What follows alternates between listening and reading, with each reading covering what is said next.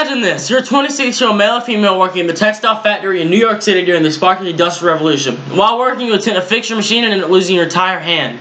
Due to this injury, you lose your job and do not get any compensation. Hi, my name is Colton Smith, and today I would like to talk to you about the working and living conditions of factory workers during the 1800s and during the spark of the Industrial Revolution.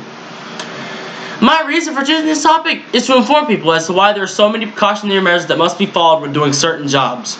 I personally connect this topic because many of my family members work blue-collar labor, such as farming, construction, and factory working. First, I will discuss the working conditions of these factory workers, such as their wages and the age ranges of the workers themselves. Secondly, I will examine how the factory workers lived outside of their factories, such as the home life and the food supply. Lastly, I will share some strategies that were used to improve the working and living conditions of these factory worker families. One major aspect of these factories were the ages of the workers themselves. Some workers were just small children, ages 5 to 10, and the rest of them were young and old men and women. Mind you, 80% of the United States during the Industrial Revolution era consisted of only the working class people. These workers received zero compensation for injury on the job, and if the injury caused them not to be capable of working, they would be fired and let loose with no money.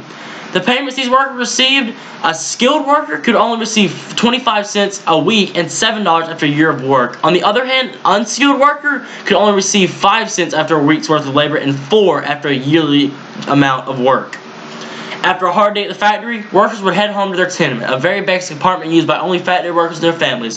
However, the twist of these homes is that they weren't the only ones living inside one tenement. Many tenements would have more than one family inside of them, so that means there could be about 7 people inside one tenement. A tenement has only two rooms, a bathroom and a bedroom. The places where the kitchen was inside of the bedroom. These places were very small and very dingy. Ventilation was also very poor inside of these homes, which caused foul smells to resonate throughout the entire facility. It could also cause sickness or death. Food was very scarce for these workers. If they didn't have enough money saved up for supply, for just enough food for their family, then most would resort to stealing or harming others for food or money. The workers that did save up money though, could only get about them a single day's worth of food. Since everyone lived so close together, conditions such as diseases spread rapidly and lack of medication caused death. At this time, population was rapidly increasing due to people wanting factory jobs, so apartments became more and more crowded with the increasing population. Lastly, unions played a major role in attempting to get better and living working conditions for factory workers. What is a union, you might ask? Well, unions are a band of industry workers who join together for the sole purpose to improve the payment, the living condition, and the working conditions of these factory workers.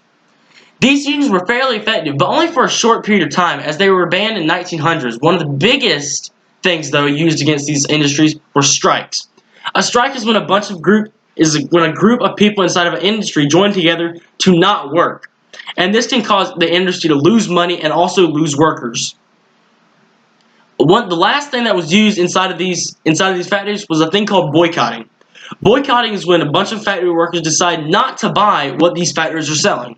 Say if it's a textile factory, they're not going to buy what they're selling. So that means this factory is going to lose company, or not company, they're going to lose business, and they're also going to lose money. And that was a major thing for these industry owners back in the day. In the closing points, I've talked about the conditions that were provided inside the job and outside the job. And also I've talked about strategies that have been used to help these workers succeed in life. Thank you for listening to me.